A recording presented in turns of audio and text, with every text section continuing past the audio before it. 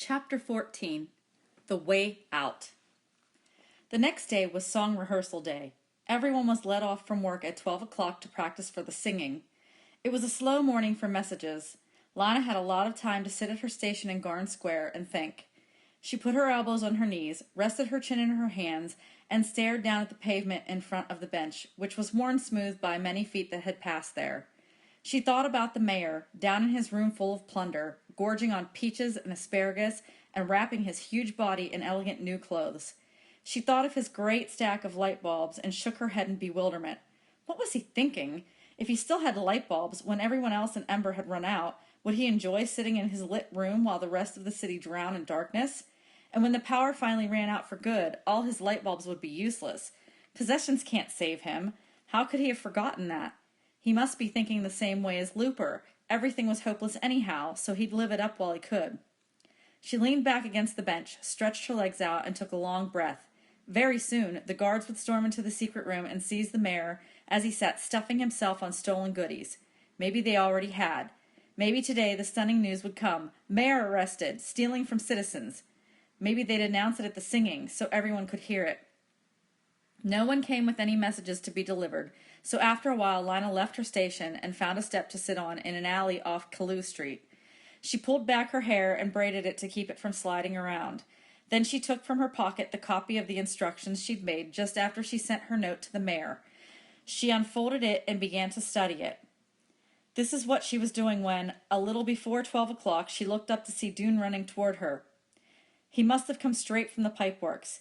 He had a big damp patch of water on one leg of his pants. He spoke in an excited rush. "I've been looking all over for you," he said. "I've found it." "Found what?" "The E! At least it looks like an E. It must be an E, though you wouldn't know it if you weren't looking for it." "You mean the rock marked with an E? In the pipeworks?" Yes, I found it." He stood breathing hard, his eyes blazing. "I'd seen it before, but I didn't think of it as an E then, just a squiggle that looked like writing. There are all these rocks that look like they're covered with writing." "Which rocks? Where is it?" Lana was on her feet now, bouncing with excitement. "Down at the west end of the river, near where it goes into that great hole in the pipeworks wall." He paused, trying to catch his breath. "And listen," he said, "we could go there right now." "Right now?" "Yes, because of rehearsals. Everyone's going home, so the pipeworks will be closed and empty." "But if it's closed, how will we get in?" Grinning, Dune produced a large key from his pocket. "I ducked into the office on my way out and borrowed the spare key," he said. "Lister, he's the pipeworks director, was in the bathroom practicing his singing. He won't miss the key today, and tomorrow everyone will be off work." He did an impatient shuffle. "So come on," he said. The town clock struck the first of its 12 noontime booms. Lana stuffed her copy of the instructions back in her pocket. "Let's go." The pipeworks was empty and silent. Lana and Dune went up the hallway past the rows of boots and the slickers hanging on their hooks. They didn't take any of these for themselves. This was not a pipeworks tunnel they were about to enter. They were sure. It wouldn't be dripping with water or lined with spurting pipes. They went down the long stairway and out into the main tunnel, where the river thundered alongside the path, its dark surface strewn with flecks of light. Dune led the way along the river's edge. As they neared the west end, Lana saw the rocky outcroppings Dune had described to her. They were strange, bulging shapes creased with lines like the faces of the very old. Not far beyond, Lana could see the place where the river disappeared into a great hole in the pipeworks wall. Dune knelt down beside a clump of stones. He ran a finger over their convoluted surface. "Look here," he said. Lana stooped down and peered at the deeply carved lines. It was hard to see the E at first because it was surrounded by such a tangle of other lines, and because she was expecting it to be an E drawn with straight strokes. But once she saw it, an E drawn with curving lines, a script E, she was sure it had been carved on purpose. It was centered on its stone, and its lines were deep and even. "So from here we should look down at the river," said Dune. "That's what the instructions said, down riverbank to ledge." He lay on his stomach next to the rock and inched forward until his head hung out over the edge of the path. Lana watched him anxiously. His elbows stuck up either side of him, and his head, bent down, was nearly invisible. He stayed that way for long seconds. Then he shouted, "Yes! I see something!" and scrambled to his feet again. "You do it," he said. "Look at the riverbank right below us." Lana did as he had. She lay down and pulled herself forward until her head was over the edge. 8 feet or so below her, she saw the black water churning by. She tucked her chin in and looked at the riverbank. It was a sheer rock wall, straight up and down and slick with spray, and at first that was all she saw. But she kept looking, and before long she could make out short iron bars bolted into the bank, one below the next, almost directly below her. They were like the rungs of a ladder. They were a ladder, she realized. The bars provided a way to climb down the riverbank. Not a very appealing way. The bars looked slippery, and the water below was so terribly fast.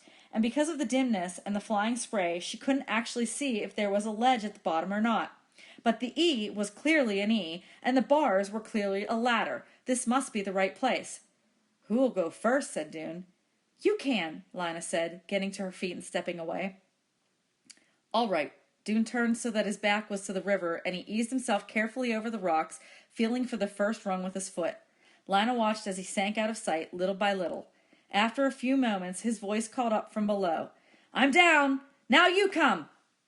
Lina inched backwards just as Dune had, letting one foot dangle over the edge, lower and lower until it touched the first rung of the ladder. She shifted her weight to that foot, clinging with cold fingers to a ridge in the rock, and lowered herself slowly until she was standing on the rung with both feet. Her heart was beating so hard she was afraid it would shake her fingers loose from their grip. Now she had to move downward. She felt for the next rung with her foot, found it, let herself down. It would have been easy if it hadn't been for the river waiting below to swallow her. "You're almost here," called Dune. His voice came from right below her. "There's a ledge. One more rung and you'll feel it." She did feel it, solid beneath her foot. For a second she stood there, still clutching the ladder.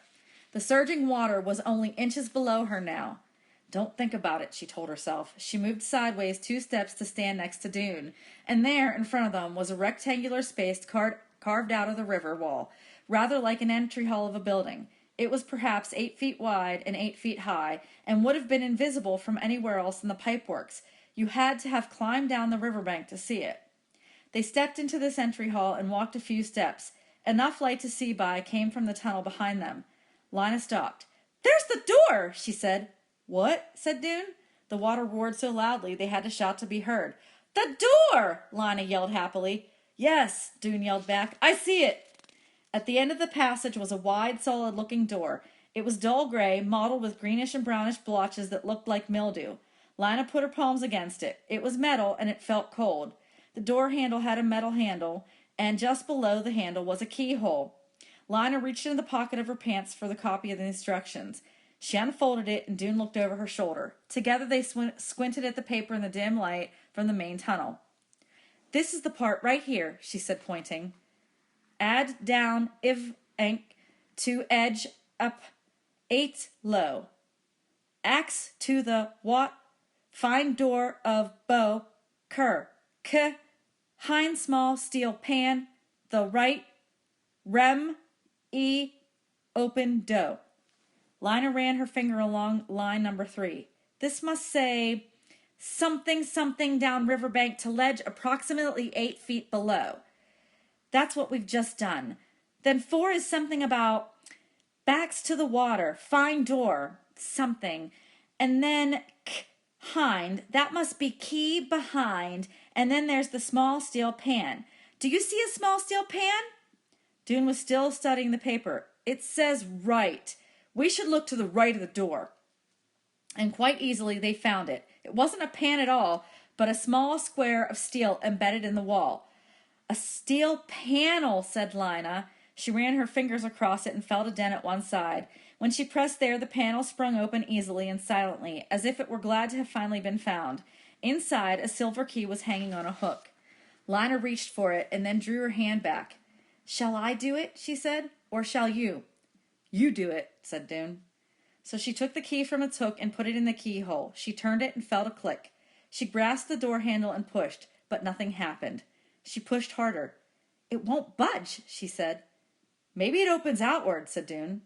Lina pulled. The door still didn't move. "It has to open," she said. "We unlocked it." She pulled and pushed and hauled on the handle, and the door moved, not inward or outward, but sideways. "Oh, this is how it goes," cried Lina. She pulled the handle to the left, and with a deep rasping sound the door slid away into a slot in the wall. Behind it was a space of utter darkness. They stared. Lina had expected to see something when the door opened. She had thought there would be light behind it and a path or road. "Shall we go in?" said Lina. Dune nodded. Lina stepped across the threshold. The air had a dank, stuffy smell. She turned to the right and put her right hand against the wall. It was smooth and flat. The floor, too, was smooth. "There must be a light switch," she said. She patted the wall just inside the door, from the floor to as high as she could reach, but found nothing. Dune turned left and felt on the other side of the door with the same result. "Nothing," he said. Very slowly, keeping a hand to the wall and tapping the floor cautiously with their feet before every step, Dune and Lina made their way in opposite directions. Each of them soon came to a corner and turned again. Now they were going deeper into the dark. They both had the same thought. Is the way out of Ember a long, dark tunnel? Must we go mile after mile in absolute darkness? But suddenly Lina gave a yelp of surprise. "Something's here on the floor," she said. Her foot had banged against a hard object. She knelt down and touched it cautiously with her hands. It was a metal cube about a foot square. "It's a box, I think. 2 boxes," she added as she explored further. Dune took a step toward her in the darkness, and his knees banged into a hard edge. "There's something else here, too," he said. "Not a box." He ran his hands along it. "It's big and has a curved edge." "The boxes are small enough to lift," said Lina. "Let's take them out where it's lighter and see what they are. Come and help." Dune made his way to Lina and picked up one of the boxes. They walked back through the door and set the boxes down a few feet from the river's edge. They were made of dark green metal and had gray metal handles on top and kind of a latch on the side. The latches opened easily. Lina and Dune raised the hinged lids and looked inside. What they saw puzzled and disappointed them. Lina's box was full of smooth white rods, each about 10 inches long. At the end of each one, a little bit of string poked out. In Dune's box were dozens of small packets wrapped in a slippery material. He opened one and found a lot of short wooden sticks, each with a blue blob on the end. Both boxes had a label on the inside of the lid. The label on Lina's box said "candles." The label on Dune's said "matches," and under it was a white, inch-wide strip of some kind of rough, pebbly material. "What does candles mean?" Lina said, puzzled. She took out one of the white rods. It felt slick, almost greasy. "And what does matches mean?" said Dune. "Matches what?" He took one of the small sticks from its packet. The blue stuff on the end was not wood. Could it be something to write with, like a pencil? Maybe it writes blue. "But what's the point of the whole box of tiny pencils?" asked Lina. "I don't understand." Dune frowned at the little blue-tipped stick. "I don't see what else it could be," he said finally. "I'll try to write something with it." "On what?" Dune looked around. The floor was too damp from the spray of the river to write on. "I could try it on the instructions," he said. Lina handed them to him. Carefully he rubbed the blue end of the stick along the edge of the paper. It didn't leave a mark. He rubbed it along his arm. No mark there either. "Try this white stuff," Lina said, pointing to the white strip inside the lid of the box. He scraped the blue tip across the rough surface. Instantly, the end of the stick burst into flame. Dune cried out and flung the stick away. It landed on the floor a few feet off, where it burned brightly for a moment, then sputtered out. They stared at each other, their mouths open in astonishment. There was a strange, sharp smell in the air that smarted in their noses. "It makes fire," said Dune, "and a light." "Let me try one," said Lina. She took a stick from the box and ran it across the rough strip. It blazed up fiercely, but she managed to hold on to it for a moment. Then she felt the heat on her fingers and let go, and the flaming stick dropped over the ledge and into the river. "Fire sticks," said Dune. "Are they what saves Ember?" "I don't see how they could be," said Lina.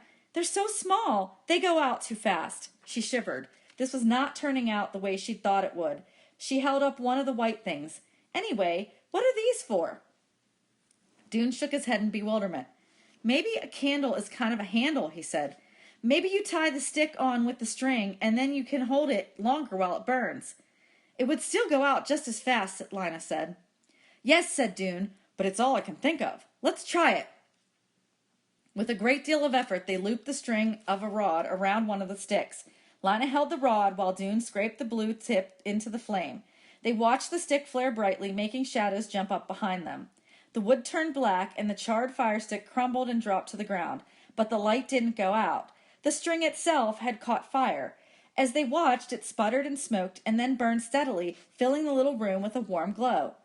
It's the movable light, said Dune in awe, and Lana's excitement flooded back. And now, she said, we can go back into the room and see what's there. They went back down the passage to the doorway and stepped inside. Lana held the movable light at arm's length before her. In its flickering glow, they saw something made of silvery metal. They walked slowly around, examining it. It was long and low, filling up the center of the room. One end of it came to a point. The other end was flat. Across the open middle stretched 2 metal strips. 4 stout ropes were attached on the outside, one at each end and one on each side. On the floor of the thing were 2 poles, each flattened at one end. Look, said Lana, there's a word on its side. They squatted at the pointed end and held the flame near the word. It said in square black letters, boat. Boat, repeated Dune. What does that mean? I don't know, said Lana, and here's another word on these poles. Paddles. The only paddle I know is the one Miss Polster used on kids who misbehaved in school. Once again, she took her copy of the instructions from her pocket and consulted it, holding it in the light of the flame. Look, she said, right here. Oat. Must be boat. Oat. Stocked with nk, ik, ent, back, ont, s, eat. And the next part must say, stocked with necessary equipment, said Dune. That must be what's in the boxes. Then there's this, Lana ran her finger along the next line. You see, ops, lo, ter, head dow, st, us, pa, of, k, and assist over rap. This word must be ropes, she said, then lower, and then, would this word be downstairs? Maybe it says head downstairs? That doesn't make sense, said Dune. There aren't any stairs except the ones that go up. He frowned at the word, and then he took a short, sharp breath. Downstream, he said. The word must be downstream. It must say something like, use the ropes to lower the boat and head downstream. He looked up at Lana and spoke in a voice full of wonder. The boat goes on the water. It's something to ride in. They stared at each other in the flickering light, realizing what this meant. There was no tunnel leading out of Ember. The way out was the river. To leave Ember, they must go on the river.